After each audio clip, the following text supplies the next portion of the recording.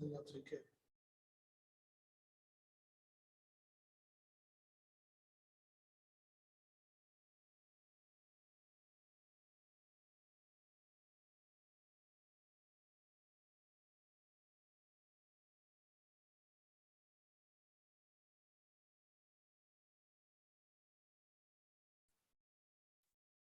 Alright class, अस्सलाम वालेकुम। पिछले सेशन में हमने सेंसरशिप और इंटरनेट प्राइवेसी के ऊपर डिस्कशन स्टार्ट किया। ठीक है, तो आज उस मॉड्यूल का आखिरी लेसन है। पिछली दफा हमने सेंसरशिप पे फोकस किया था, आज हम प्राइवेसी के ऊपर बात करेंगे। ठीक है, तो जब आप प्राइवेसी की बात करते हैं तो बेसिकली जो शुरू के लेसन थे उसमें जो हमारा फोकस था वो इंफॉर्मेशन प्राइवेसी पे था। यानी आपके जो भी पर्सनल इंफॉर्मेशन है, डेटा है, कोई फाइल है, इमेजेस है, ठीक है, एक्सेस टू इंटरनेट है, तो सारी चीजें आपकी एक पर्सनल चीज होती है। अब आपने किसी को इजाजत दी है तो फिर तो ठीक है, पर आपकी मर्जी के बगैर कोई अनऑथराइज्ड एक्सेस जो है उस डेटा की, उस इंफॉर्मेशन की करे तो वो प्राइवेसी के अगेंस्ट है। यानी आपकी मर्जी होनी चाहिए कि आप क्या डेटा शो करना चाहते हैं और क्या नहीं शो करना चाहते हैं। ठीक है, तो ये इंफॉर्मेशन प्राइवेसी में आ जाता है, जो कि ब्रॉड अम्ब्रेला टर्म है जिसमें सारी टाइप की प्राइवेसी आ जाती है। ठीक है, आज जो हमारा फोकस होगा वो इंटरनेट प्राइवेसी पे होगा। और इंटरनेट प्राइवेसी में क्या होता है कि नंबर वन, अगर यूजर नहीं चाहता कि वो इंटरनेट के ऊपर आइडेंटिफाई हो तो फिर उसे आइडेंटिफाइबल नहीं होना चाहिए। यानी आप कोई वेबसाइट एक्सेस कर रहे हैं और आप नहीं चाहते कि उस वेबसाइट को पता चले कि आपने एक्सेस किया है या दुनिया को पता चले कि आपने वेबसाइट एक्सेस की है, तो ये आपका हक होना चाहिए और आप डिसाइड करेंगे कि किसे पता लगे कि आपने वो एक्सेस किया कि नहीं किया। ठीक है, तो ये एक चीज है। उसके अलावा बाकी भी इंटरनेट के ऊपर जो आपकी कम्युनिकेशन होती है, जो डेटा होता है, प्राइवेट मैसेजेस हैं, आपकी फोटोग्राफ्स हैं, इमेजेस हैं, ठीक है, वो सारे आपकी मर्जी होनी चाहिए। कौन सी वेबसाइट को एक्सेस किया है, क्या आपकी ब्राउजिंग हिस्ट्री है, ये सारी चीजें जो है प्राइवेट होनी चाहिए। और अगर आप किसी के साथ शेयर करें तब तो ठीक है, और आपकी मर्जी के बगैर किसी को एक्सेस नहीं होनी चाहिए। ठीक है, और नीचे मैंने एग्जांपल दिए हुए कि पर्सनल आइडेंटिफिकेशन, आपके यूजर नेम, पासवर्ड वगैरह ये प्राइवेट रहे। प्रोग्राम कौन से आप एक्सेस कर रहे हैं, इस्तेमाल कर रहे हैं, कौन सी एप्लीकेशन, इंटरनेट ऐप्स इस्तेमाल कर रहे हैं। ठीक है, इमेजेस, मैसेजेस, डॉक्यूमेंट्स कौन सी पढ़ चुके हैं, कौन से आपने क्रिएट किए हैं, परचेज हिस्ट्री, ब्राउज हिस्ट्री, सर्च हिस्ट्री, क्या सर्च करते रहे गूगल के ऊपर, तो सारी चीज़ें आपके कंट्रोल में होनी चाहिए कि पब्लिक होंगी कि नहीं और किसे पता लगेगी कि नहीं। तो ये प्राइवेसी का बेसिक गोल होता है। अगर सिंपलेस्ट एग्जांपल डिस्कस करें प्राइवेसी का, तो वो है कि आप किसी भी सोशल मीडिया वेबसाइट की बात करें, फेसबुक का एग्जांपल ले रहे हैं, तो उसमें आप सेटिंग में जाके कंट्रोल कर सकते हैं कि आपके इमेजेस को, आपके वॉल को, आपकी फ्रेंड लिस्ट को कौन देख सकता है, किसे इजाजत होगी, कौन नहीं देख सकता। ठीक है, उस पर डिफरेंट लेवल्स होते हैं कि आपके जो फ्रेंड्स हैं वो, यहाँ पे फ्रेंड्स ऑफ फ्रेंड्स वो, यहाँ पे किसी को भी आपने इजाजत नहीं देनी, जो कि स्ट्रिक्टेस्ट पॉसिबल प्राइवेसी है। ठीक है, ट्विटर की अगर बात करें तो आप स्पेसिफाई कर सकते हैं कि आपका जो भी ट्वीट आप करते हैं किसको इजाजत होगी कि उस पर कॉमेंट कर सके, किसको इजाजत होगी कि उन ट्वीट्स को देख सके। ठीक है, तो आप बेसिकली वो कंट्रोल कर रहे होते हैं। और सिमिलरली कोई भी मीडिया, सोशल मीडिया साइट हो तो उस पर ब्लॉकिंग का कॉन्सेप्ट होता है कि आपने किसी को एक्सप्लिसिटली रोकना है कि वो आपके आपका जो भी पेज है, जो भी इंफॉर्मेशन है, उसे ना देख सके, ना उस पर कोई कॉमेंट कर सके। ठीक है, तो ये एक सिंपलेस्ट प्राइवेसी है जो कि आप एक्सेस कंट्रोल के थ्रू अचीव करते हैं। मसला ये है कि प्राइवेसी इतना स्ट्रेट फॉरवर्ड नहीं है। एक्चुअल जो प्राइवेसी की प्रॉब्लम है वो इससे कई गुना ज्यादा बड़ी है। यानी ये तो आपने एक सिंपल एक अकाउंट बना लिया, उसमें सेटिंग कर ली, ठीक है, आगे जाके हम देखेंगे कि प्राइवेसी इतना सीरियस इशू क्यों है। क्यों सिर्फ यही करना होता तो ये तो अभी आप अकाउंट खोल के कर सकते हैं। तो क्या वजह है कि पूरा एक लेक्चर जो है डेडिकेट किया जा रहा है प्राइवेसी पे, क्योंकि इन सारी चीजों के बावजूद आप प्राइवेट नहीं है, आपकी इंफॉर्मेशन प्राइवेट नहीं है। ठीक है, और वो हमारी डिटेल में देखेंगे। तो सबसे पहली चीज है कि ट्राई करते हैं कि आप लोगों के ईमेल एड्रेस और पासवर्ड जो कि आप डिफरेंट अकाउंट्स में इस्तेमाल करते हैं वो सेफ हैं कि नहीं है। ठीक है, और जिनके पास इंटरनेट एक्सेस है इस वक्त वो एक वेब पेज खोलें, haveibeenpwned.com। ठीक है, इस वेबसाइट में आप जो ईमेल एड्रेस है आपका वो स्पेसिफाई करते हैं। ठीक है, डालें, एंटर दबाएं, देखें वो आपको क्या कहता है। ठीक है, एक एग्जांपल मैंने जो ईमेल टेस्ट की थी उसका मैं रिजल्ट शेयर कर लेता हूँ, पर एटलीस्ट आप लोगों जिनके पास इंटरनेट एक्सेस है वो अपने ईमेल एड्रेस डाल के जरूर देखें कि आपके ईमेल एड्रेस सेफ हैं कि नहीं। हाँ जी सर, मैंने चेक किया था कोई 2-3 महीने पहले, तो सर इसमें आया था कि मेरा कैनवा पे अकाउंट था, उसकी इंफॉर्मेशन लीक हुई है और बस एक ही था। इंटरेस्टिंग। क्योंकि उससे पहले बड़ा मेजर इंटरनेट पे ना इंफॉर्मेशन लीक हुआ था। यस, आपने लिंक्डइन अकाउंट बनाया हुआ है? क्लास 1 मिनट ब्रेक, उतनी देर तक आप ये चीज कर लें।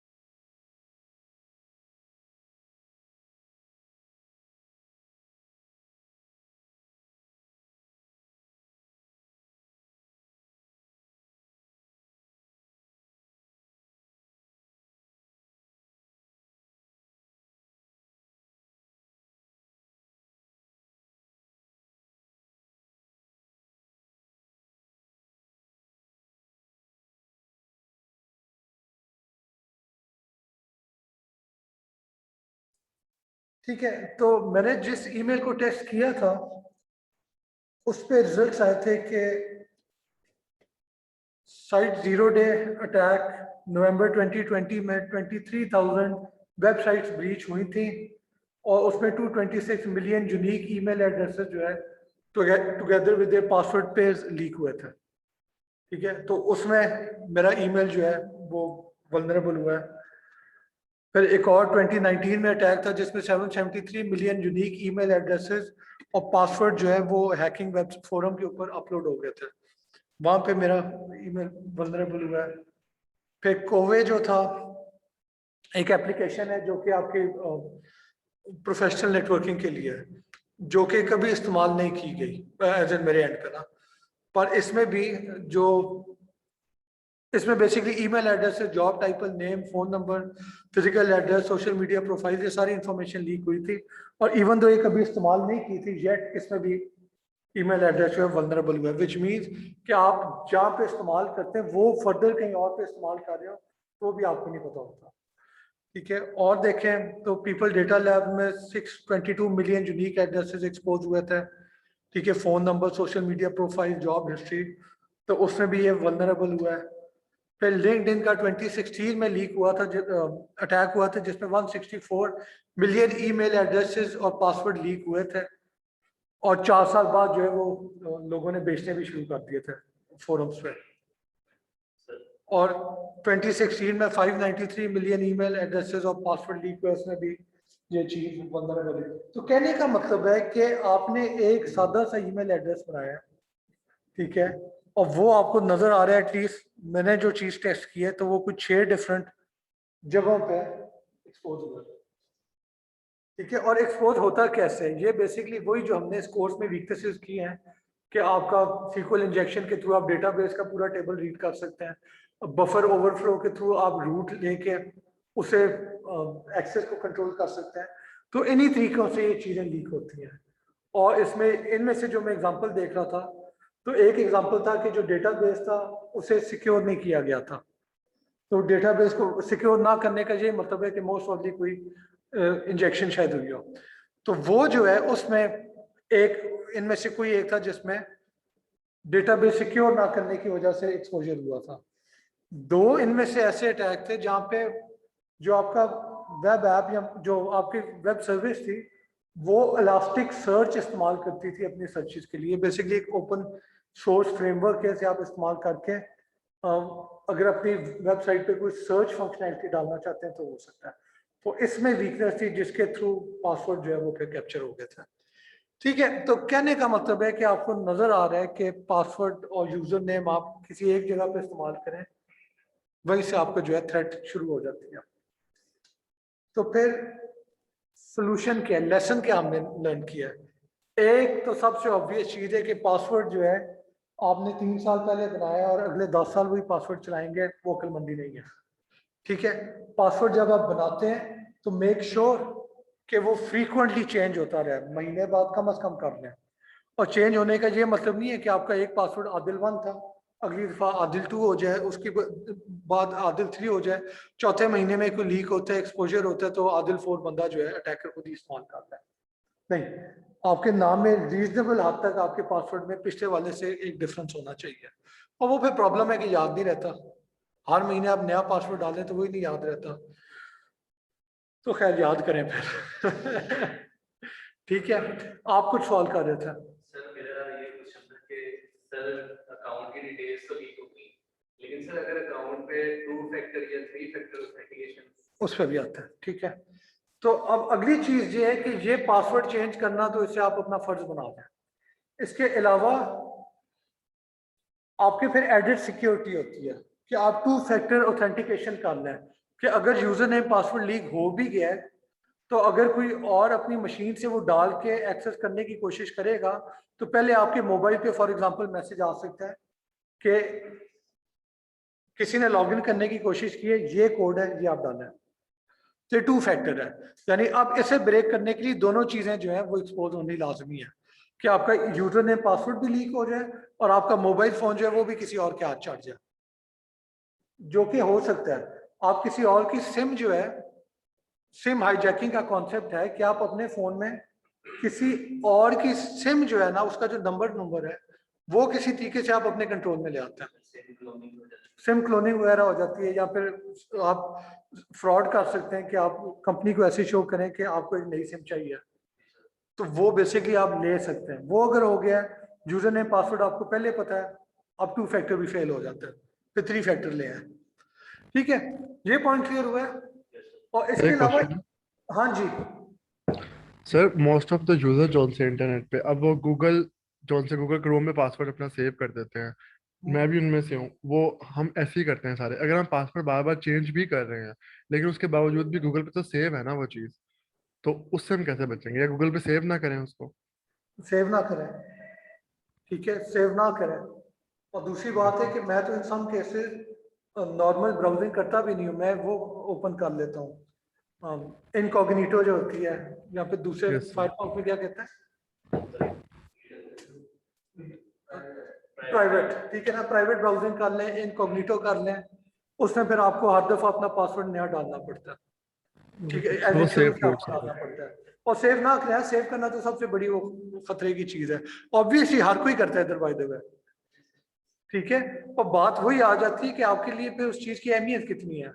अगर आप किसी कंपनी में काम कर रहे होंगे जो कि $1 मिलियन उनका रेवेन्यू है पर क्वार्टर, तो उनका जो डेटा होता है वहां पे फिर आप देखना पासवर्ड भी जो होता है वो रैंडमली जनरेट किया जाता है, और वो कई कई जो है ना कैरेक्टर वाला पासवर्ड होता है, यानी वो पे इतना ज्यादा सिक्योरिटी का ख्याल रखते हैं। और वो हर हफ्ते रात को 12 बजे चेंज कर रहे होंगे, तो यानी जितनी अहम है चीज आपके लिए, आप पासवर्ड को उतना ज्यादा प्रोटेक्ट करेंगे। अगर कोई मामूली सी गेम है जो कि चलें, अगर आपका अकाउंट चला भी जाए तो आप नया अकाउंट बना के गेम खेल लेना, अब उसका पासवर्ड लीक हो जाए तो आपको शायद इतनी परेशानी ना हो। जीमेल का मेरा पासवर्ड लीक हो बहुत परेशानी होगी, क्योंकि मेरे जितने अकाउंट हैं चांसेस आर कि वो जीमेल के साथ ही लिंक्ड हो। ठीक है, ओवरलीफ, लिंक्डइन, कोई आपकी सोशल मीडिया साइट, जूम, अब ये सारे मेरा जीमेल अकाउंट इस्तेमाल कर रहे हैं। ठीक है, तो वो एक काफी सीरियस इशू होता है, तो फिर उस चीज की आप ज्यादा हिफाजत करते हैं। एनीवे, और लेसन लर्न में एक और पॉइंट है कि आप ये भी कर सकते हैं कि अब जीमेल आपको फंक्शनैलिटी प्रोवाइड करता है कि आप अगर अपने ईमेल एड्रेस में, जैसे adil.khan@umt.edu.pk, तो adil.khan के ये मेरा मेन है। ठीक है, अब मैंने कहीं पे अपना ईमेल एड्रेस रजिस्टर करना है तो मैं adil.khan तो लिखूंगा, उसके बाद मैं प्लस डालूंगा, और प्लस और ऐट का जो साइन होता है उसके बीच में मैं जो भी चीज लिखना चाहूँ मैं लिख दूँ। फॉर एग्जाम्पल कोई होटल बुकिंग की वेबसाइट है तो adil.khan plus hotel booking @gmail.com। तो अब होगा क्या कि आपका अकाउंट, जो ईमेल अकाउंट है वो adil.khan ही रह रहा है। ठीक है, और जो ईमेल लिस्ट पे आएगी ना adil.khan plus hotel booking @gmail.com, तो ईमेल adil.khan वाले अकाउंट में ही आएगी। ठीक है, पर होगा क्या कि उस ईमेल में जो स्ट्रिंग होगा ईमेल का, उसमें ये पूरी चीज लिखी होगी।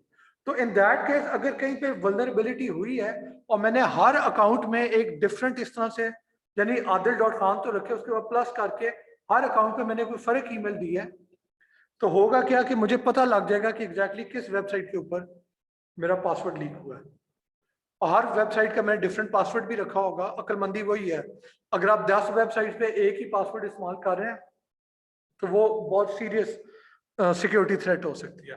खैर, तो इस चीज का फिर फायदा, मुझे पता लग जाएगा कहाँ पे लीक हुआ है, मैं वहां पे जाके पासवर्ड चेंज कर सकता हूँ। ठीक है, एनी क्वेश्चंस क्लास?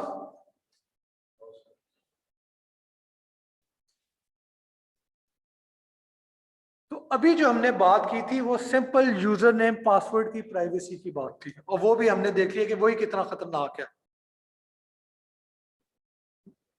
अब अगली चीज है कि आपकी जो ब्राउजिंग होती है उसकी प्राइवेसी जो है वो, आया ब्राउजिंग आपकी प्राइवेट है कि नहीं है। तो पहले देखते हैं कि ब्राउजिंग करते हुए क्या स्टेप्स फॉलो किए जाते हैं, ब्राउजर कर क्या रहा होता है।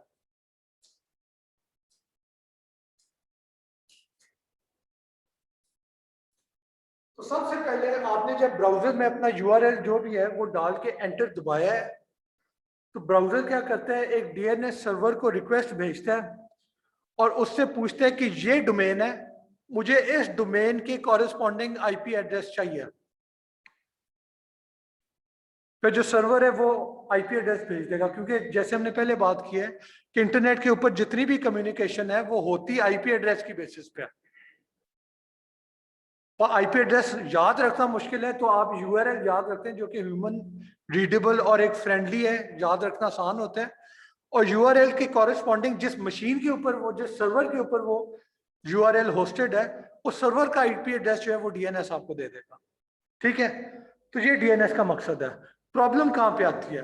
प्रॉब्लम यहाँ पे आती है कि डीएनएस इंक्रिप्टेड नहीं है। तो आपने अगर डीएनएस, आपके ब्राउजर ने अगर डीएनएस सर्वर को रिक्वेस्ट भेजी है और दूसरी तरफ से रिस्पांस आई है, और बीच में कोई मैन इन द मिडल उस पैकेट को रीड कर लेता है, तो क्या मसला होगा? उसे नजर आ जाएगा कि आप किस वेबसाइट को एक्सेस कर रहे थे। अब अगर वो कोई ऐसी वेबसाइट है जो कि आप नहीं चाहते कि दुनिया को पता लगे, तो आपकी प्राइवेसी के ऊपर ये हमला है। ठीक है, तो ये एक आपका, यानी वेब ब्राउजिंग में पहला स्टेप ही आपका कमजोर है कि जो डीएनएस को एक्सेस करते हैं वहीं पे आपकी प्राइवेसी का मसला हो जाता है। आगे चलें, आगे क्या हो रहा है कि आपका ब्राउजर जो है, ठीक है, उसमें एक तो आपको आईपी एड्रेस मिल गया है। अब या तो HTTP इस्तेमाल हो रहा होगा या HTTPS इस्तेमाल हो रहा होगा, और इन दोनों में से किसी एक प्रोटोकॉल के थ्रू आप सर्वर को एक्सेस करके पेज रिक्वेस्ट कर रहे होंगे। अगर HTTP है तो HTTP तो सिक्योर नहीं है, उसमें सिक्योरिटी नहीं है, उसमें इंक्रिप्शन नहीं है। तो यहाँ पे मसला क्या होगा कि कोई भी बीच में मैन इन द मिडिल अगर उस पैकेट को रीड कर लेता है तो नंबर 1 उसे पता लग जाएगा कि आप क्या रिक्वेस्ट कर रहे हैं, ठीक है। नंबर 2, रिस्पॉन्स के अंदर जो डेटा आ रहा है वो भी रीड किया जा सकता है। तो ये आपके पहली प्राइवेसी का मसला, ये आपका दूसरा प्राइवेसी का इशू आ गया। और अगर HTTP नहीं इस्तेमाल कर रहे, आप HTTPS इस्तेमाल कर रहे हैं विच इज सिक्योर, जो कि इनक्रिप्टेड होता है, तो वहां पे भी प्रॉब्लम है। हमने पिछली क्लास में बात की थी कि HTTPS में भी आपका कीवर्ड्स, आपके रिक्वेस्ट, आपके रिस्पॉन्स सब कुछ इनक्रिप्टेड होता है, पर जो डोमेन है वो इनक्रिप्टेड नहीं होती। तो आपका जो रिक्वेस्ट पैकेट जा रहा है उसमें जो डोमेन स्पेसिफाइड है वो इनक्रिप्टेड नहीं होगी। तो बीच में किसी ने पैकेट को पकड़ लिया तो उसे पता लग जाएगा कि आप कौन सी वेबसाइट को एक्सेस करना चाह रहे हैं। तो प्राइवेसी दोनों केसेस में नहीं है, पता लग जाएगा कि आप कौन सी वेबसाइट देख रहे हैं। ठीक है, एनी क्वेश्चन क्लास? आगे आ जाए। ठीक है, थैंक यू। अगला जो पॉइंट है वो फिर है कि आप HTTPS पैकेट जब भेजते हैं, रिक्वेस्ट पैकेट, तो उसमें सिर्फ रिक्वेस्ट नहीं जा रही होती कि मुझे फलाना वेब पेज चाहिए। रिक्वेस्ट के साथ साथ आपकी काफी ज्यादा और इंफॉर्मेशन भी जा रही होती है। यानी IP एड्रेस क्या है रिक्वेस्टर का। अब वहां पे दो चीजें हो सकती हैं। अगर तो आपने ISP से जाके एक पब्लिक IP एड्रेस खरीदा हुआ है जो कि सारी दुनिया में सिर्फ और सिर्फ आपका ही है, यूनिक है, तो फिर उस IP एड्रेस को सोर्स बना के कोई पैकेट निकलता है तो सारों को पता लग जाएगा कि ये आपकी तरफ से रिक्वेस्ट आई है। ठीक है। दूसरी चीज हो सकती है कि नहीं, आपने ISP को कहा कि बस मुझे इंटरनेट कनेक्टिविटी चाहिए, IP एड्रेस जो मर्जी हो मुझे उससे फर्क नहीं पड़ता। तो इन दैट केस क्या होता है कि आप एक नेट के पीछे होंगे और जब भी आप कनेक्ट करेंगे तो नेट आपको ऑन द रन टाइम एक IP एड्रेस असाइन कर देगा थोड़ी देर के लिए, और आपकी जो भी रिक्वेस्ट दुनिया में जाएंगी नेटवर्क से बाहर, तो उनमें जो IP एड्रेस नजर आएगा वो आपका नहीं होगा, वो नेट का होगा। और नेट की डिटेल्स अगर किसी ने देखनी है तो मेरा नेट वाले लेक्चर्स हैं कंप्यूटर नेटवर्क से कोर्स के ऑनलाइन, आप उसे चेक कर सकते हैं। उसमें पूरी डिटेल में हमने नेट के इश्यूज क्या होते हैं, प्रॉब्लम क्या होती है, वो इस्तेमाल क्या होती है, फायदा क्या है, वो हमने डिटेल में देखा हुआ है। खैर, तो एक चीज है IP एड्रेस एक्सपोज हो गया, या आपका या नेट का। उसके बाद यूजर एजेंट, कि आप ब्राउजर कौन सा इस्तेमाल कर रहे हैं, उसकी वर्जन कौन सी है, उसमें कौन से पैचेस अप्लाई किए हुए हैं। ठीक है, ये सारी इंफॉर्मेशन पता लग जाएगी। आपका ऑपरेटिंग सिस्टम कौन सा है वो भी पता लग जाएगा। आपकी टाइम जोन क्या है, ठीक है, किस मुल्क में बैठे हुए हैं, आपकी स्क्रीन की सेटिंग्स क्या है, कि आपने डिम रखा हुआ है, ब्राइट रखा हुआ है, आपने आइकॉन्स को बहुत बड़ा रखा हुआ है, रेजोल्यूशन बहुत बड़ी है कि बहुत छोटी है।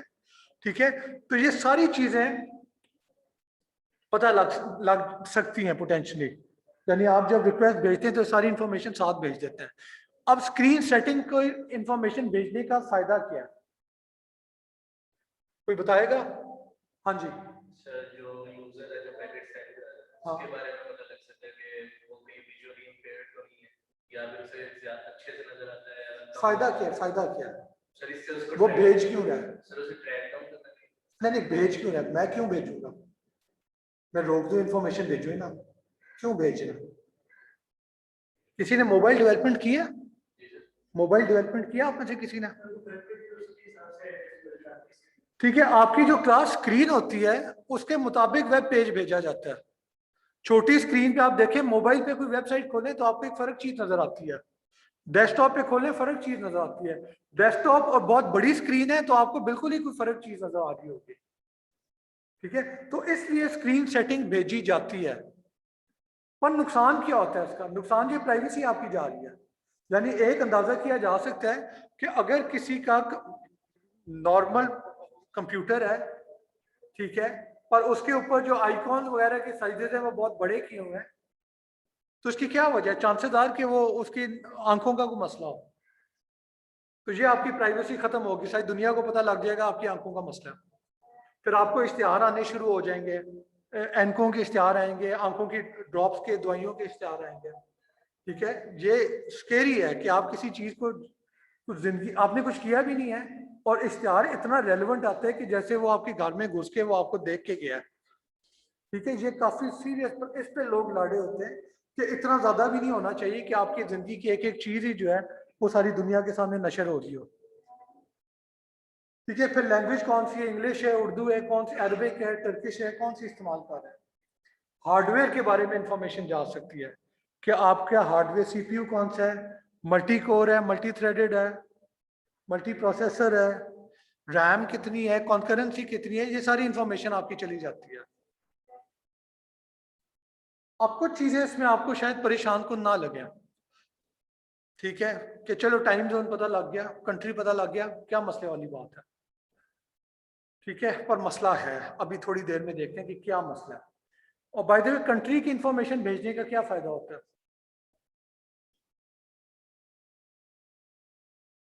आपको टारगेटेड कंटेंट शो होगा। अगर आप कंट्री जो है पाकिस्तान में बैठे हुए हैं और इश्तिहार आपको जापान, जर्मनी वगैरह के आ रहे हैं, तो उसका क्या फायदा, ठीक है। या फिर आपको कोई ऐसी सर्विस नजर आ रही, कोई आपने वीडियो फिल्म देखनी है, ठीक है, आप लंबी चौड़ी रजिस्ट्रेशन वगैरह करें, बाद में पता चले कि पाकिस्तानियों के लिए तो एक्सेस ही नहीं थे, तो बेहतर है कि जब पहली रिक्वेस्ट ही आपकी जाएगी उसमें पाकिस्तान लिखा होगा, तो सर्वर को पता लग जाएगा रिक्वेस्ट पाकिस्तान से, और वो आपको मैसेज दे देगा कि ये content, this content is not available in your country, ठीक है। तो इस तरह की चीजों के लिए ये जरूरी है। अब मैं ये नहीं कह रहा कि ये इंफॉर्मेशन जानना जो है ये बुरा है, मैं ये कह रहा हूँ कि ट्रेड ऑफ है, इसका फायदा भी है, इसका नुकसान भी है, ठीक है। तो आज का हमारा जो फोकस है वो नुकसान पे होगा, ठीक है। फायदा तो आप देख सकते हैं कि ठीक है, कंट्री जो है, लैंग्वेज, इन चीजों के मुताबिक आपको टारगेटेड कंटेंट मिलेगा, पर नुकसान क्या हो रहा होगा। एनीवे, तो दूसरी चीज जो HTTP की रिक्वेस्ट जाती है तो उसके अंदर कुकी भी जा रहा होता है। और कुकी का मकसद क्या है, कुकी का मकसद होता है कि जिस मशीन से आ रही है रिक्वेस्ट, जिस ब्राउजर से आ रही है, उसको सर्वर यूनिकली आइडेंटिफाई कर सके।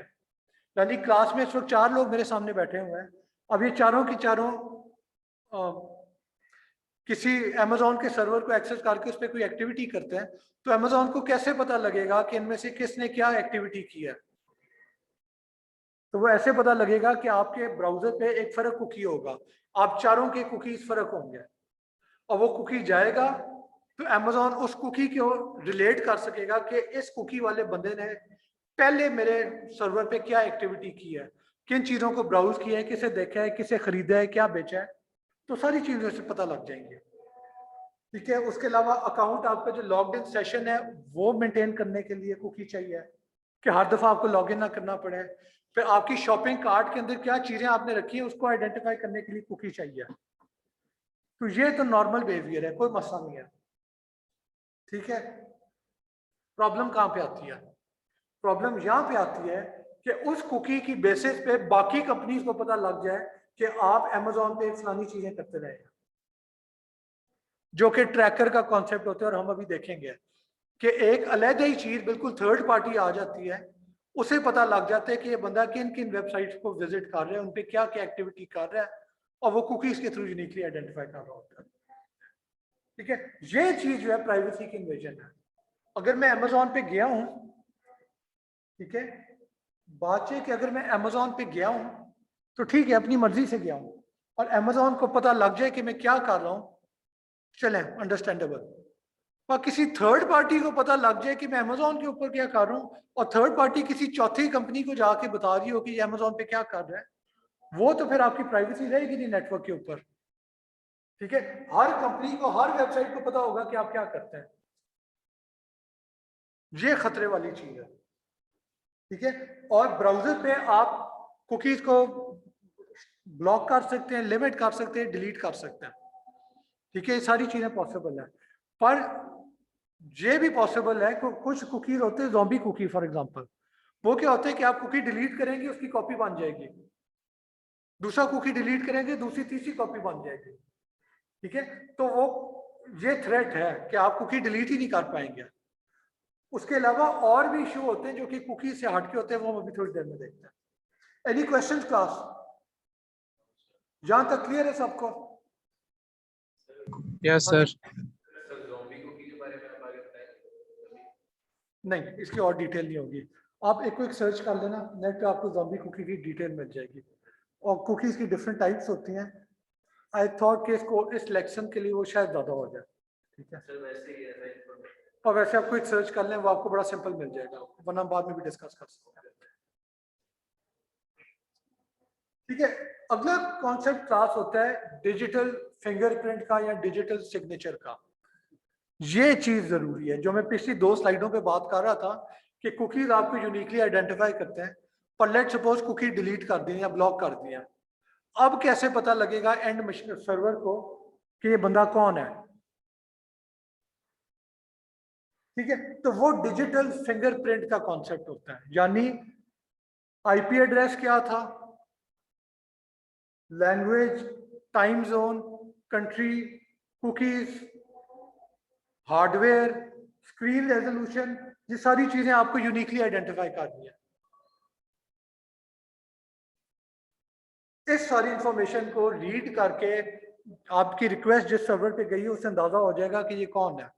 मैं एग्जांपल देता हूँ, लेट सपोज आपका कंप्यूटर है, एक ही ब्राउजर है, ठीक है, आप बैठे हैं, आपने इंटरनेट एक्सेस किया, उसी ब्राउजर पे आपका कोई दोस्त बैठा है, और लेट सपोज आपके घर का कोई फर्द बैठा है। अब एंड सर्वर को कैसे पता लगेगा कि ये घर का फर्द फर्क है और आप फर्क थे, यानी 2 फर्क लोग इसे रिक्वेस्ट भेज रहे हैं। आईपी एड्रेस भी वही है, लैंग्वेज वही है, कंट्री वही है, टाइम जोन वही है। ब्राउजर अगर आपने बंद नहीं किया, डिलीट नहीं किया, तो कुकी भी ब्राउजर के ऊपर वही होंगे दोनों के केस में। यानी एक ही अकाउंट से दोनों बैठे हैं, तो सर्वर को कैसे पता लगेगा कि 2 लोग फर्क हैं कि एक ही है? तो लेट्स सपोज, हाँ, डिवाइस भी वही है, आपके कंप्यूटर पे आप बैठे थे, फिर आपका कोई भाई बैठ गया, ठीक है, अब कैसे पता लगेगा? जो हाँ कंटेंट जी, सर्च करेगा उस बेस पे। ठीक है, कंटेंट सर्चेज हो सकती है, पर अभी मैं, यस आप सही कह रहे हैं, पर मैं एक ज्यादा सिंपल बात कर रहा हूँ। लेट सपोज कि आपकी रेजोल्यूशन की सेटिंग फर्क है और आपका भाई गेमर है, उसने रेजोल्यूशन की सेटिंग फर्क रखी होती है, तो अब जब रेजोल्यूशन फर्क जाएगी तो अगले बंदे को पता लग जाएगा, सर्वर को पता लग जाएगा कि ये कोई और यूजर है, इवन दो कंप्यूटर वही है, ब्राउजर वही है, सब कुछ वही है, अकाउंट वही है, पर क्योंकि रेजोल्यूशन फर्क है, चांसेस आर कि कोई और शख्स है। ये पॉइंट क्लियर हुआ है? तो डिजिटल सिग्नेचर बेसिकली है कि कोई चीज यूनिकली आइडेंटिफाई करे, और बाकी इन दोनों जो मैंने एग्जांपल जो दिए हैं 2 भाइयों के, उनमें से सारी चीजें सेम थी, हार्डवेयर सेम थी, कंट्री सेम थी, टाइम जोन सेम थी, ब्राउजर सेम था, फिक्सेस सेम थे, और फर्क क्या था? सिर्फ एक चीज का फर्क था, रेजोल्यूशन का। तो उसकी बेसिस पे इन दोनों के बीच में सर्वर जो है डिफरेंशिएट कर देगा। ये पॉइंट क्लियर हुआ है कि कोई भी एक छोटी सी भी चीज है वो आपको यूनिकली आइडेंटिफाई कर सकती है।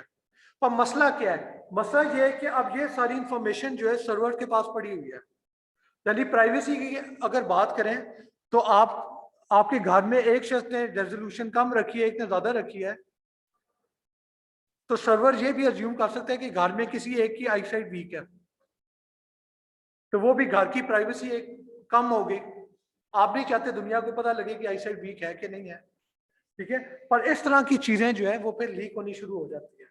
और यहाँ पे बात खत्म नहीं होती, जो आपकी ट्रैकिंग वेबसाइट है जो हम अभी देखेंगे, वो बेसिकली सारी इंफॉर्मेशन इकट्ठी हर वक्त आ रही होती है। आप कोई भी पेज विजिट करें, ये इंफॉर्मेशन इकट्ठी हो ही जा रही होती है, और ये इंफॉर्मेशन बाकी ट्रैकर्स के साथ भी शेयर होती है।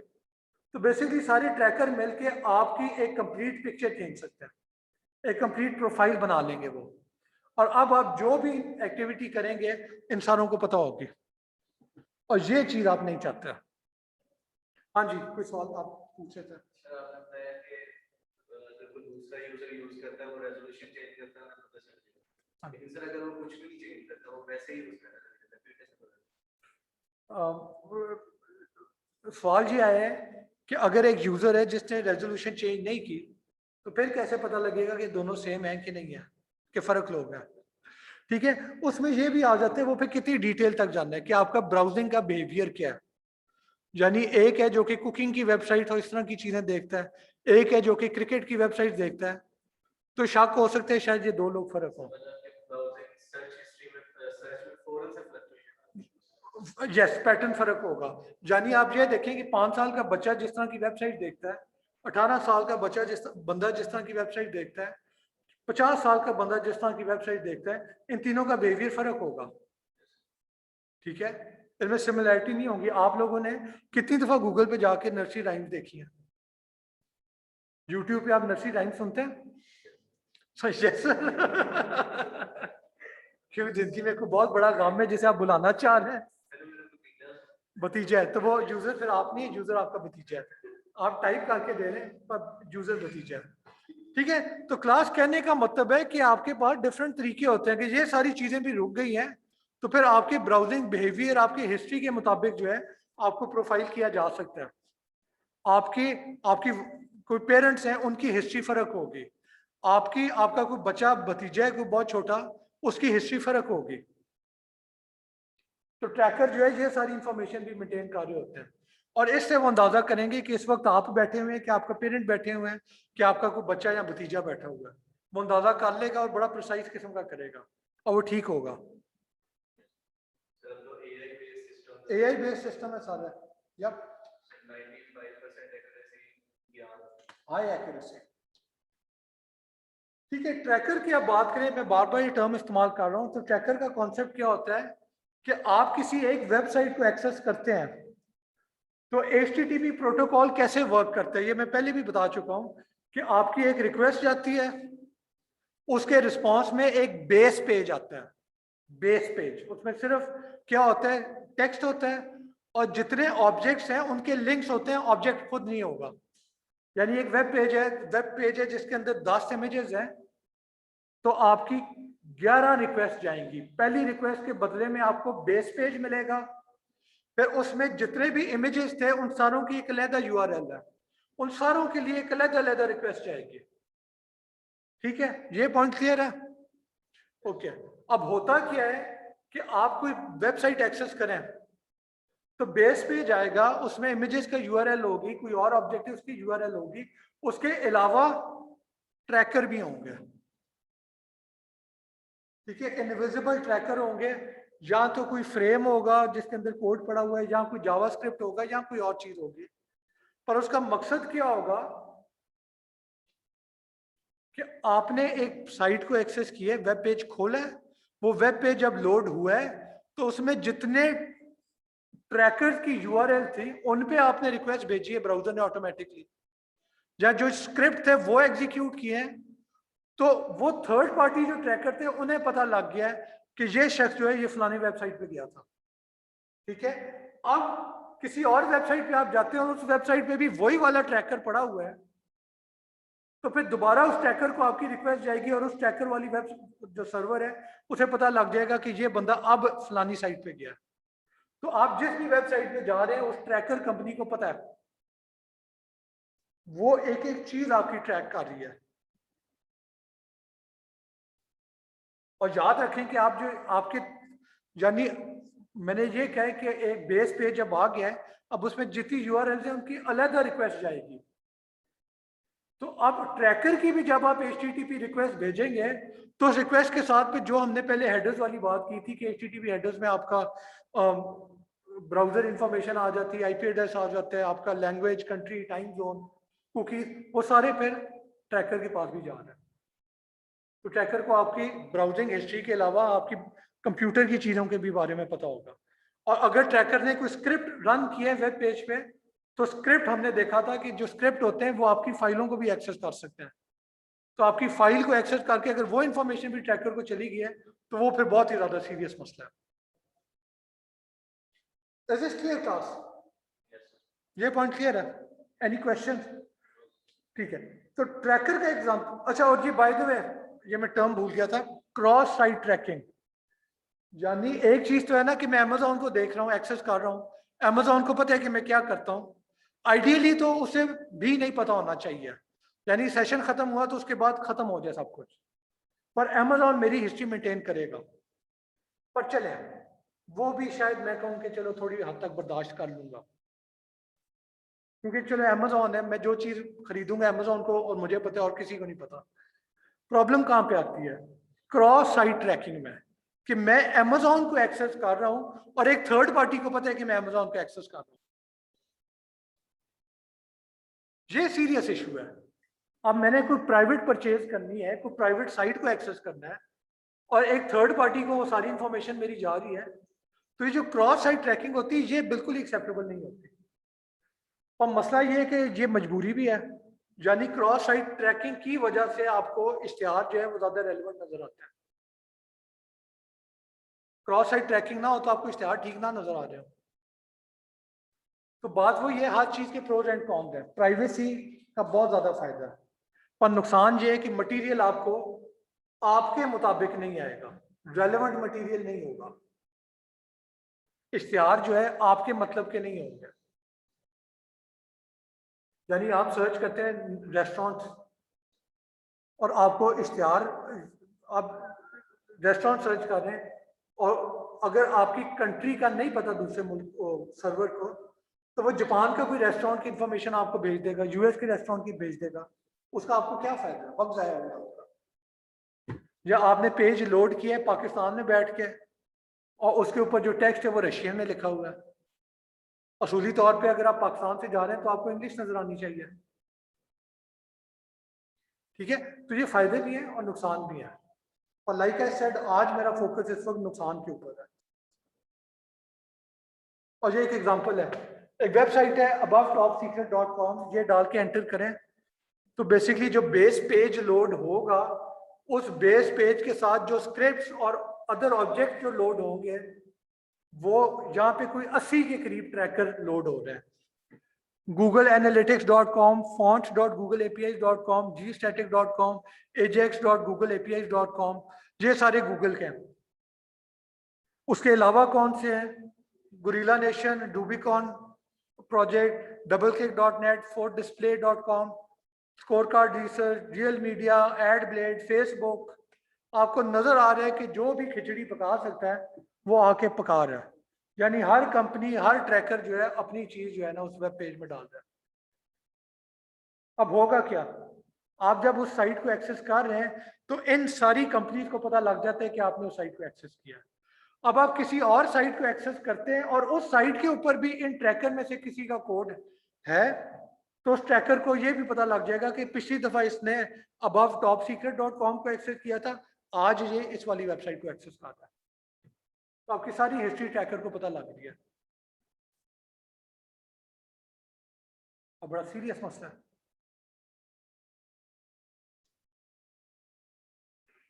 ठीक है, एक चीज ट्राई करें, अपना ब्राउजर खोलें, उसमें वेबसाइट डाल लें coveryourtracks.eff.org। इसमें एक टेस्ट का बटन होगा, वो टेस्ट दबा दें।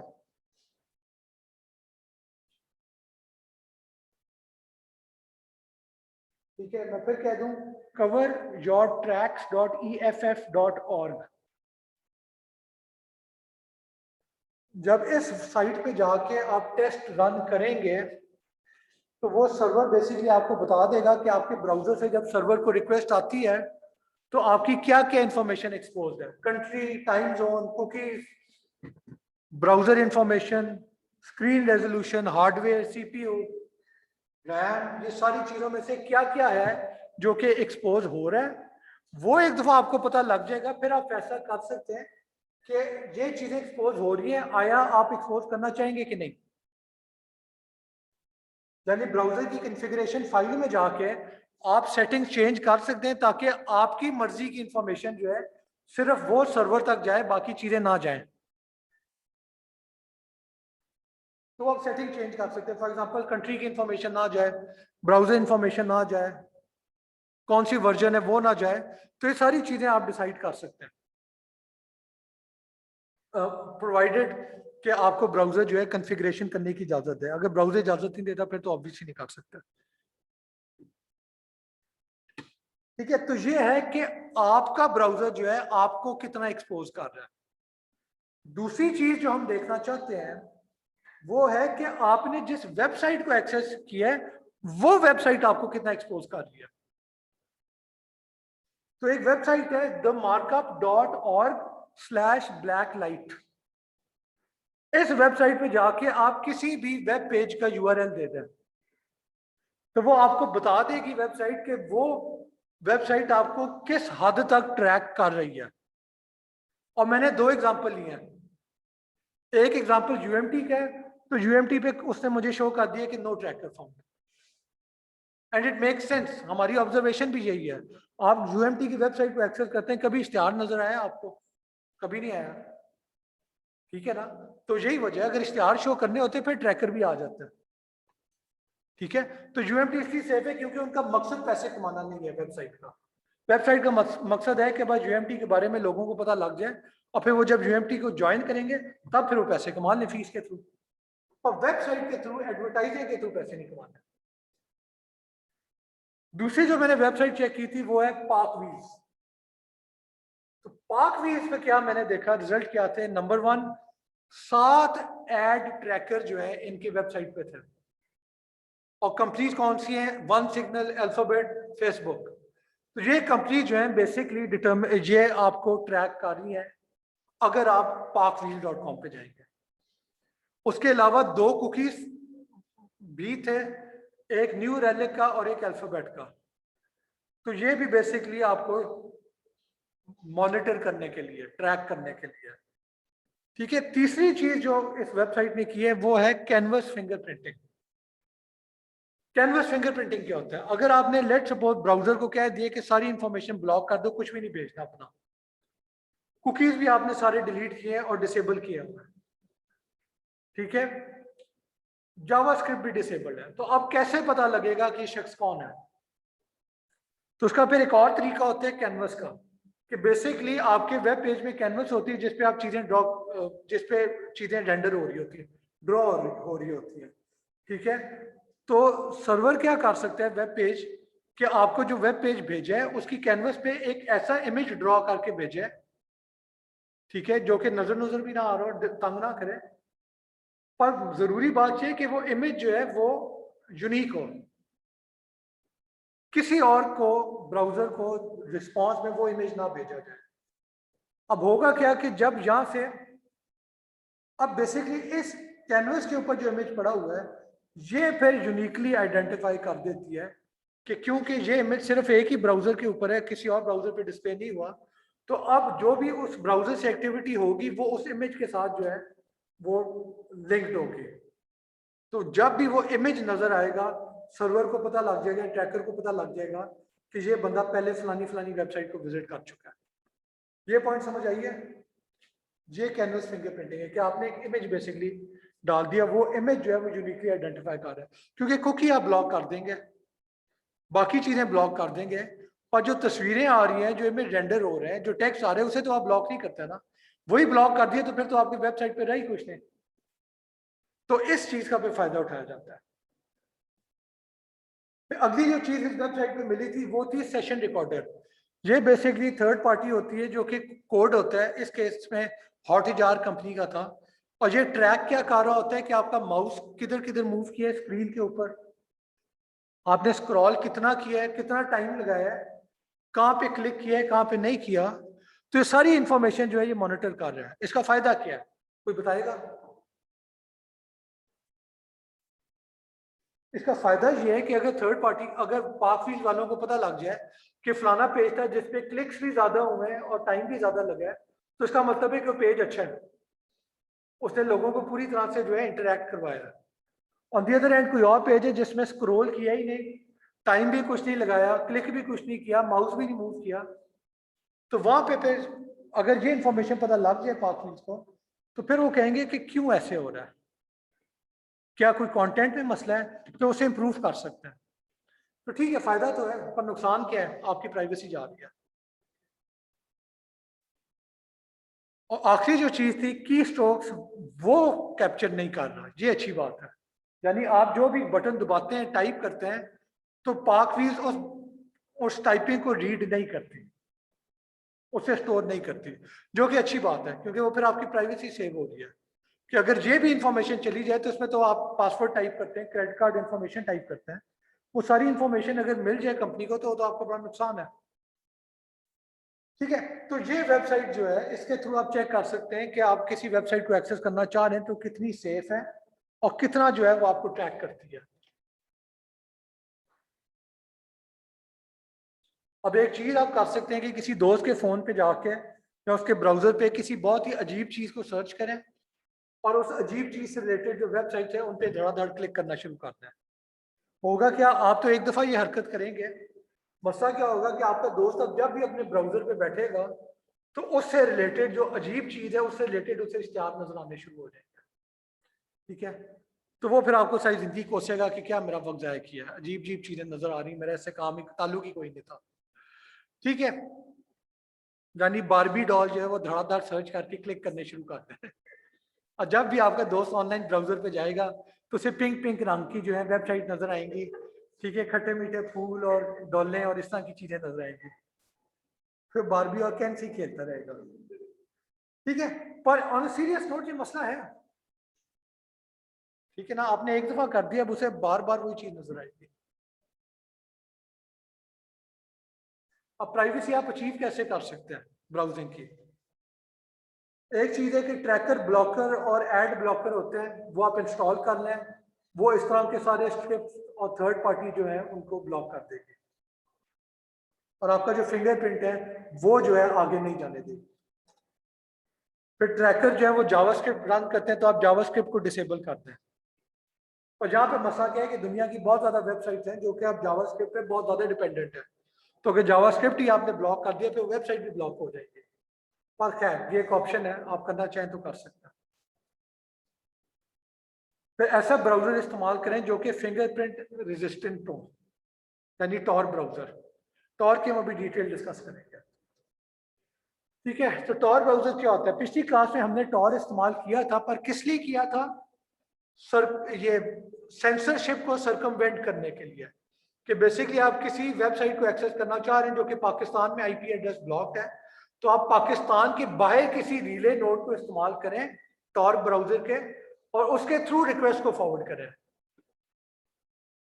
तो वो रिक्वेस्ट की रिस्पांस जो है वो उस नोड तक जाएगी, फिर वो उसे अपने पैकेट के अंदर इनकैप्सुलेट करके इनक्रिप्ट करके आपको वापस भेज देगी।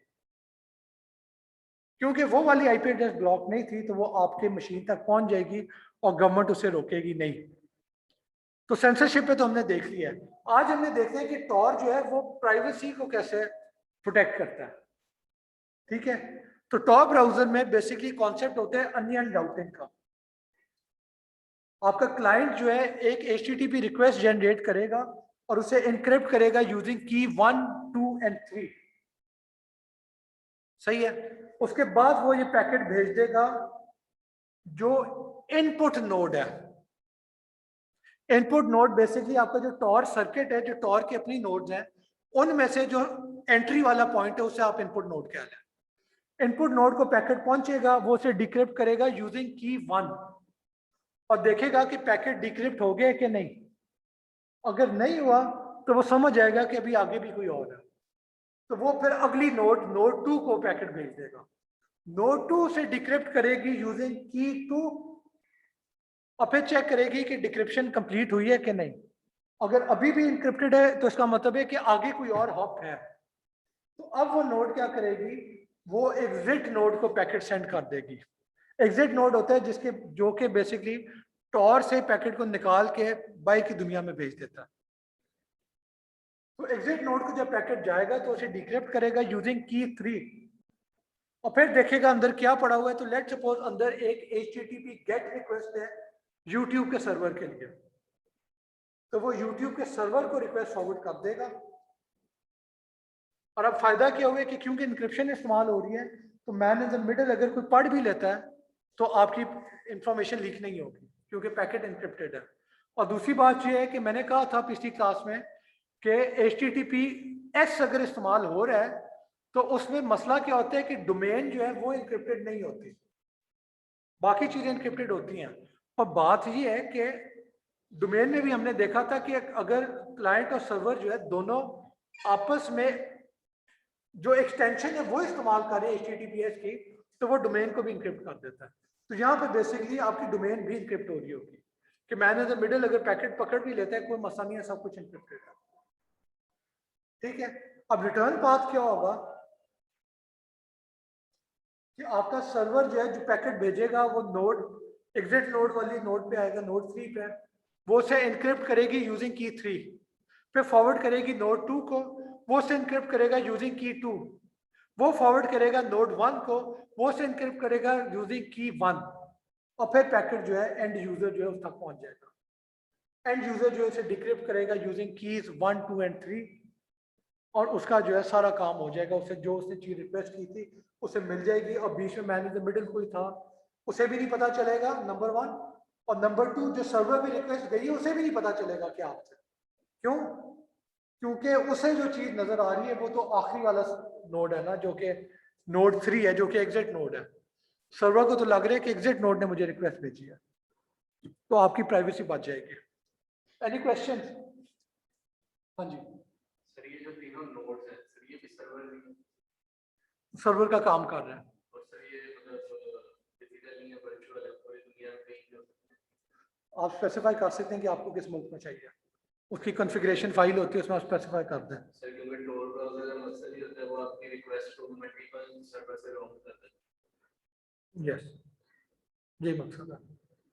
और सर पर इसका फिर एक मसला भी है ना कि अगर फॉर एग्जांपल कोई चीज आ रही है कि पाकिस्तान जो है, कोई अजीब कीवर्ड सर्च वर्ड है कि पाकिस्तान से सबसे ज्यादा ये लफ्ज सर्च किया जाता है, तो गारंटीड नहीं है कि पाकिस्तान से सर्च हो रहा हो, क्योंकि टॉर ब्राउजर इस्तेमाल करते हुए शायद कोई इंडियन जो है पाकिस्तान के अंदर आपका एग्जिट पॉइंट रख के उसके थ्रू सर्च करवा रहा हो, नाम पाकिस्तान का लग जाएगा। ठीक है ना, तो ये चीजें हो सकती हैं। तो इसका वही बात आ गई कि इसका फायदा भी है, नुकसान भी है। नुकसान फिर क्या है कि आपको अब इश्तिहार जो नजर आएंगे फिर जो पाकिस्तान सेंट्रिक नहीं होंगे। अगर आपकी नोड जर्मनी के अंदर एग्जिट नोड, तो फिर आपको जर्मनी के इश्तिहार नजर आ रहे होंगे, तो आपकी प्राइवेसी बच गई है। आपके लिए ज्यादा अहम क्या था? हाँ जी, आप कुछ कहना है? सर क्लाइंट और नोड 1 के दरमियान सर जो तीनों कीज हैं वो क्लाइंट जनरेट कर रहा है हाँ। और सर आगे नोड्स को सेंड कर रहा है पैकेट के साथ। सर अगर क्लाइंट और नोड 1 के दरमियान MIDM आए तो सर वो तो क्या हो जाए? सर अगर नोड 1 और क्लाइंट के दरमियान कोई man in the middle attack हाँ, तो सर वो तो पैकेट भी पकड़ लेगा और तीनों कीज भी पकड़ लेगा। अच्छा। क्लास सवाल ये है कि अगर जो की एक्सचेंज हो रही है वही अगर चोरी हो जाए तो फिर तो सारा मकसद ही मारा गया ना। ठीक है, तो हमने की एक्सचेंज के ऊपर पूरा एक टॉपिक किया था, मॉड्यूल था, ठीक है ना।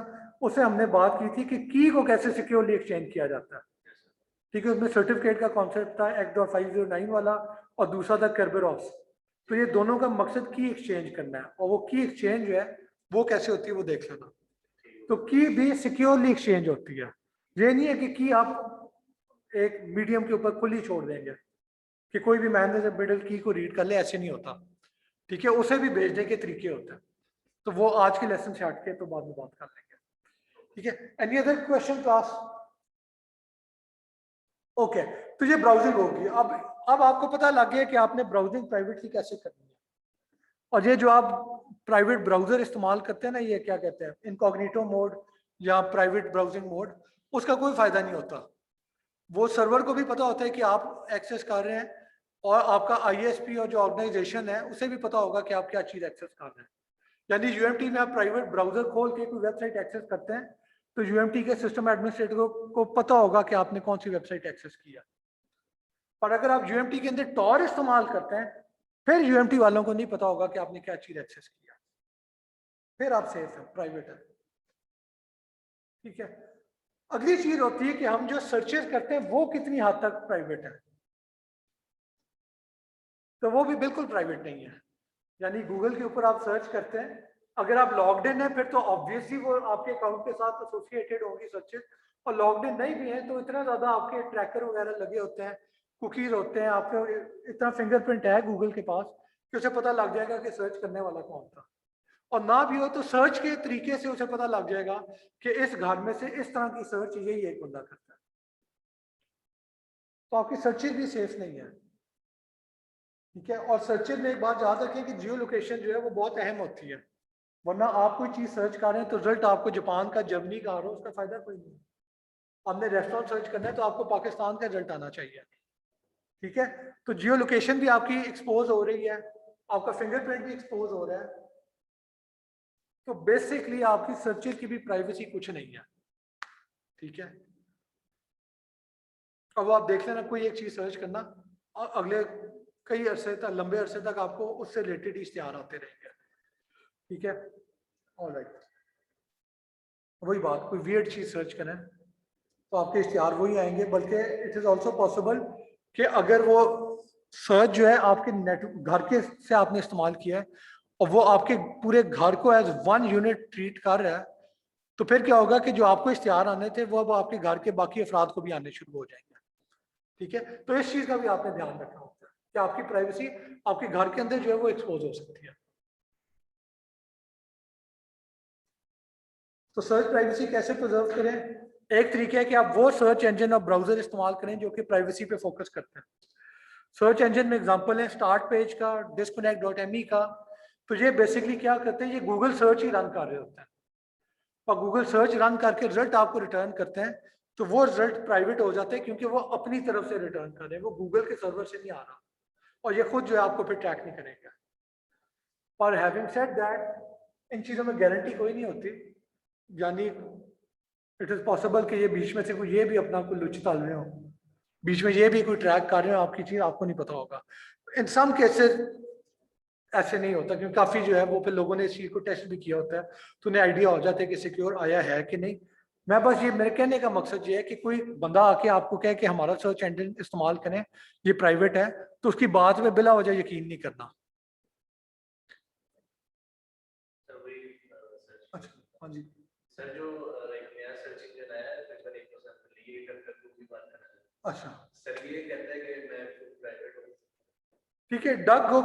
डक गो जो है ये भी basically different web search engine इस्तेमाल करते हुए एंड रिजल्ट आपको रिटर्न करता है और कहा जाता है कि ये जो है काफी सिक्योर है, इसमें कोई प्राइवेसी का खतरा नहीं है। ठीक है, और वो तो वक्त के साथ ही आप पता चलेगा, यानी कल को कोई लीक होता है पता चलता है कि ये सारी चीजें मेंटेन कर रहा था। आई मीन ये भी हो सकता है ना, ये कोई रशियन या चाइनीज या कोई अमेरिका की हुकूमत ने सेटअप किया हो, कह रहे हो कि सारा सेफ है, पता लगे आपकी सारी सर्चेज उनके पास पड़ी हुई है।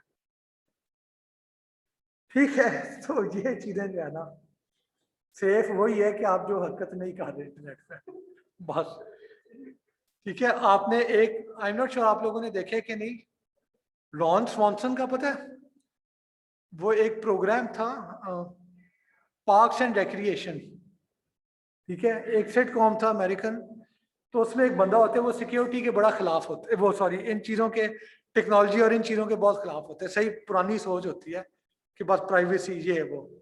तो एक दिन वो कंप्यूटर एक्सेस करता है तो उसमें वो देखता है कि इश्तिहार जो है ना ऐसी चीज़ के उसे नज़र आ रहे हैं जो कि आज से उसने कुछ अर्से पहले खरीदी थी। तो अपने दोस्त से पूछते हैं कि ये कैसे इश्तिहार आ रहा है, तो कहते हैं कि तुम जो भी एक्टिविटी करते हो सारी ट्रेस हो रही होती है, अपनी इन्फॉर्मेशन डाल के देखो, वो अपने आप को गूगल करते हैं, उसकी सारी इन्फॉर्मेशन जो है नज़र आ जाती है।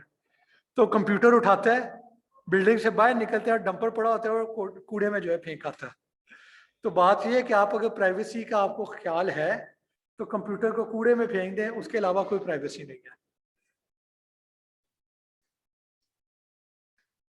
और टॉप ब्राउजर इस्तेमाल कर लें, ठीक है, वो भी एक हद तक, सर वैसे जब तक है तब तक शायद सेफ है। सर वैसे एप्पल ने काफी अब जो है ना वो प्राइवेसी को काफी उन्होंने कदम उठाया कि सर पहले फेसबुक और गूगल वगैरह आपकी सर्चेस को ट्रैक करते थे और इस तरह ट्रैकर्स को देते थे। सर अब उन्होंने कहा कि आप जो भी हमारे एप्पल के फोन पे सर्च करेंगे वो हमारे एप्पल के प्राइवेट सर्वर से रीडायरेक्ट होगा। ठीक है, देखें कितनी हद तक सदाकत है इसमें। सर नहीं, एप्पल सर मानी जाती है प्राइवेसी में, सर इवन कि वो अपने टेररिस्ट का डेटा भी नहीं देते किसी को। हमें कहा ये गया, ठीक है ना, जब अमेरिकी गवर्नमेंट अगर उन्हें बंद करने की धमकी देगी ना, तो एक लतीफा था ना, एक कोई हुकूमत कहती है कि कोई मुल्क कहते हैं कि हमें जो है ना कोई ग्रे रंग का हिरन चाहिए, तो ग्रे रंग का हिरन कहाँ से आएगा? FBI वाले कहते हैं हम ढूंढते हैं, उन्हें नहीं मिलता। रशियन एजेंसी आती है, वो KGB जो, वो कहते हैं हमें भी नहीं मिला। लाहौर पुलिस आती है, कहती है हम ला के देंगे। तो कुछ दिन बाद जो है ना वो एक ग्रे रंग का बड़ा सा हाथी लेके आते हैं और कहते हैं ये ले हिरन आ गया। तो आगे से लोग कहते हैं ये हिरन कहाँ से आती है, बोल। तो हाथी बोलते हैं मैं हिरन हूँ, वो नीलो नील जख्म चोटें सारी चीजें। तो खैर कहने का मतलब है कि आप प्राइवेसी वगैरह जो है ना एक हद तक ही होती है। ठीक है, जब हुकूमतें इन्वॉल्व होना शुरू हो जाए तो फिर मसला ही रहता। ठीक है, और आखिरी जो आज का टॉपिक है वो है कि प्राइवेसी, सर्च प्राइवेसी की बात होगी, ब्राउजिंग की बात होगी, आपके यूजर नेम पासवर्ड की बात होगी। अब अगली चीज है ईमेल, कि आप जब ईमेल खोलते हैं, कोई लेट सपोज आपको ईमेल करता है, आपने ईमेल पढ़ ली है, आप रिप्लाई नहीं करना चाहते, आप रिप्लाई नहीं करते, अगले दिन वो बंदा आपको फोन करके कहते हैं कि यार मुझे पता लग गया तुमने ईमेल खोल ली थी और पढ़ भी ली थी, उसे कैसे पता लगा? ठीक है, तो वो एक कॉन्सेप्ट होता है वेब बीकन और ट्रैकिंग पिक्सल का। ठीक है, ये बेसिकली क्या होता है, पुराने जमाने शुरू में क्या होता था कि किसी ने आपको ईमेल भेजी है या कोई वेब पेज है, दोनों को ट्रैक किया जा सकता है कि आपने वो खोला है कि नहीं। तो उसके अंदर एक इमेज फाइल डाल देते थे जिसका साइज 1 पिक्सल होता था। ठीक है, 1 पिक्सल इमेज का साइज है और कलर उसका कोई बैकग्राउंड जैसा ही होता था। तो 1 पिक्सल तो आपको नजर भी नहीं आएगी ना, जब तक कि आप पूरी HTML फाइल का कोड नहीं पढ़ते हैं तब तक आपको पता भी नहीं चलेगा कि इस वेब पेज के अंदर एक इमेज पड़ा हुआ है 1 पिक्सल का। पर होता क्या है, मैं फिर आपको रिपीट कर दूं कि आप जब वेब पेज एक्सेस करते हैं, रिक्वेस्ट करते हैं, तो बेस पेज आता है और उसमें जितने इमेजेस हैं फॉर एग्जांपल, उन सारों के लिए जिस सर्वर पे वो इमेज पड़ा हुआ है उसे रिक्वेस्ट जाती है। ठीक है, तो आपने किसी को ईमेल किया है, उसके अंदर आपने उसी वक्त एक इमेज जनरेट किया और उस ईमेल के अंदर डाल दिया। अब वो जब ईमेल खोलेगा, और बाय द वे ईमेल जो है वो टेक्स्ट ईमेल नहीं है, वो ईमेल फिर HTML वाली ईमेल है। यानी आप कभी ईमेल खोलें तो आपको नजर आते हैं कि कभी सिर्फ टेक्स्ट ही होता है और कभी बड़ा खूबसूरत सा पूरा वेब पेज उस ईमेल के अंदर होता है। समझ आइए ना, उसमें इमेजेस भी होते हैं, उसमें टेक्स्ट बॉक्सेस भी हैं, तस्वीरें भी हैं, रंग भी हैं। ठीक है, तो वो जो वेब पेज को जब आप ईमेल करते हैं, उस तरह की ईमेल जो होती है, तो उसमें अब क्या होगा, उसमें अगर एक इमेज 1 पिक्सल का एम्बेडेड है, तो जैसे ही उस पिक्सल उस इमेज के लिए रिक्वेस्ट जाएगी, तो जिस सर्वर पे रिक्वेस्ट जाएगी उसे पता लग जाएगा कि ये इमेज जो है ये तो सिर्फ और सिर्फ फलानी ईमेल में था। तो इसका मतलब है वो ईमेल खुल गई है। किस टाइम पे खुली है वो घड़ी देख लेगा। ठीक है, और क्योंकि HTTP रिक्वेस्ट आई है तो वो ये भी देख लेगा कि आपका ब्राउजर कौन सा था, हार्डवेयर कौन सी थी, कंट्री कौन सी है। यानी ईमेल अगर आपकी खोली, आपने लाहौर में है और आप अपने दोस्त को कहेंगे यार मैं तो वो इस वक्त कराची में बैठा हूँ, तो वो भी पता लग जाएगा कि आप लाहौर में बैठे हुए झूठ बोल रहे हैं। ठीक है, ये पॉइंट क्लियर हुआ है। तो ये जो है बेसिकली ट्रैकिंग पिक्सल का कॉन्सेप्ट है। आजकल जो है पिक्सल भी आप इस्तेमाल कर सकते हैं, इमेज डाल दें या फिर जावास्क्रिप्ट डाल दें, तो जैसे ही वो स्क्रिप्ट लोड होगा, रन होगा, तो बेसिकली उसको पता होगा कि मैंने किस सर्वर को इन्फॉर्म करने की ईमेल खुल गई है। और वो जैसे ही पता लगेगा, वो आप जिसने ईमेल सेंड की थी उसे पता लग जाएगा कि इसने ईमेल खोल के देख लिया। अब आप उसे झूठ नहीं बोल सकते। ठीक है ना? ठीक है क्लास, ये बेसिकली ट्रैकिंग पिक्सल का कॉन्सेप्ट है। और इससे बचने का तरीका क्या है? नंबर 1, आप ईमेल को रीडर जो है से कन्फिगर करें कि कोई HTML पेज है या कोई इमेज है उसे लोड नहीं करना। आप देखेंगे, आप जीमेल खोलें तो अगर कोई इस तरह की चीज है तो कह देते हैं कि image not loaded, only accept if it is from a trusted source. तो अब आप अगर ओके करते हैं तब फिर वो कहेगा ठीक है, अब तुम्हें मैंने बता दिया था, तुमने अपनी मर्जी से किया है तो फिर तुम्हारी मर्जी है। पर ये नहीं होगा कि कोई आपको धोखे से पिक्सल भेज दे और आप जो है ऑटोमेटिकली वो लोड हो जाए। नहीं, आपकी मर्जी से लोड होगा। दूसरी चीज कि आपने एक चीज नोटिस की होगी कि आप जीमेल लॉग इन करते हैं तो आपका फ्रंट पेज जो है उसमें बहुत ज्यादा ईमेज नजर आ रही होती हैं। ठीक है, वो जो है वो ऑटोमेटिकली साथ ही लोड होगी होती हैं, पर सिर्फ उनका टेक्स्ट। ठीक है, अगर वो कोई वेब पेज टाइप चीज है तो इमेजेस और इस तरह की चीजें लोड नहीं हुई होती, सिर्फ टेक्स्ट हुआ होता है। अब आप अगर डिस्कनेक्ट करते हैं और फिर उस ईमेल पे क्लिक करते हैं तो वो टेक्स्ट जो है वो आपको नजर आ जाएगा। और क्योंकि आप डिस्कनेक्टेड हैं तो उसके अंदर अगर कोई और HTTP रिक्वेस्ट थी तो वो नहीं जाएगी क्योंकि आप डिस्कनेक्टेड हैं। समझ आइए? ये बेसिकली एक लोडिंग होती है कि शुरू में वो लोड कर लेता है कि उसे पता है कि खोलना तो है ही, तो अभी लोड कर लो ताकि वक्त जाया ना हो। पर उसमें भी आपकी जो HTTP की रिक्वेस्ट जानी है वो चीजें अभी नहीं हुई होती, वो तभी होंगी जब आप क्लिक करके खोलेंगे। और उस पॉइंट पे अगर आपने इंटरनेट से डिस्कनेक्ट किया है तो आपको खतरा कोई नहीं है। आगे चलें तो आप बिल्कुल ही टेक्स्ट बेस्ड ईमेल रीडर पे आ जाएं। पाइन है, मट है, ठीक है। इसमें आप कोई भी ईमेल खोलेंगे तो आपको सिर्फ टेक्स्ट ही नजर आएगा। अगर कोई HTML का कोड है तो वो भी एज टेक्स्ट ही नजर आएगा, यानी आपको टैग नजर आ रहे होंगे, सारी चीजें नजर आ रही होंगी। उसके अलावा जो है वो एक्चुअली इंटरप्रेट करके जो रेंडर होना था वो नहीं होगा। यानी अगर टैग है तो सुली तौर पे तो रेंडर होना चाहिए ना, वो नहीं होगा। वो टेक्स्ट फॉर्म में ही आपको टैग शो कर देगा। सर जीमेल के नीचे क्या ऑप्शन आ रहा है, load basic yes, okay. Email reader है वो HTML को ब्लॉक करने की इजाजत देते हैं, जो मैंने ऑलरेडी कहा कि जीमेल ये करता है, ठीक है। तो उसका ये मकसद है, ठीक है क्लास। तो आज बेसिकली हमारा कोर्स खत्म हो गया है, जो कि एग्जाम तक आना है। एग्जाम में ये सारी चीजें कवर्ड है, ठीक है। आज से पहली क्लास से लेके आज तक हमने जितना किया वो इंक्लूडेड है, ठीक है। अगली क्लासेस में अगर हमने कोई नई चीज की भी, कोई एडवांस टॉपिक वगैरह, तो वो एग्जाम में इंक्लूडेड नहीं होगा। और मोस्ट प्रॉब्ली मैं सोच रहा हूँ कि शायद आपको रिविजन ही करवा दूँ, ठीक है। और इसके अलावा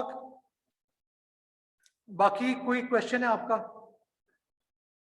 ठीक है, एग्जाम में भी आपके पास ऑप्शन होगी, तो विच मीन्स कि अगर आपके पास फॉर एग्जांपल 10 सवाल हैं, उनमें से आपने 8 अगर कर भी लिए, बाकी दो अगर आपने अटेम्प्ट ही नहीं किए, तब भी आपके पूरे मार्क्स आ जाएंगे, ठीक है। क्योंकि कुछ बोनस क्वेश्चन होते हैं कि अगर आपने कोई मिस हो गया, कोई आता नहीं था या आपने छोड़ दिया, तो वो फिर कवर हो जाएगा। और ये नहीं होगा कि सारे के सारे सवाल एक ही चैप्टर में से आ जाए, कि आपने वही चैप्टर छोड़े तो आप फेल ही हो जाएंगे, क्योंकि बाकी तो आए कुछ नहीं। स्प्रेड आउट होगा, तो उनमें से अगर कोई एक चीज आपको नहीं भी आती, बचत हो जाएगी। हाँ जी, जो पेपर में क्वेश्चन आएंगे सर वो सिनेरियो बेस्ड होंगे? या क्वेश्चन मल्टीपल टाइप्स के हो सकते हैं। सिनेरियो बेस्ड हो सकता है कि मैं आपको कोई, और बाय द वे सॉरी, मैं एक चीज पहले क्लियर कर दूं कि आपका जो भी कोर्स स्लाइड्स हैं, जो भी वीडियोस हैं, जो भी असाइनमेंट्स हैं, ठीक है, ये सारा का सारा आपका कोर्स में इंक्लूडेड है, ठीक है। असाइनमेंट्स और लेक्चर स्लाइड सारा इंक्लूडेड। ये ना समझना कि असाइनमेंट कोई फर्क किस्म की चीजें थी तो वो तो यानी टूल्स वगैरह थे, नहीं, वो भी इंक्लूडेड है, ठीक है। और आपने क्या कहा?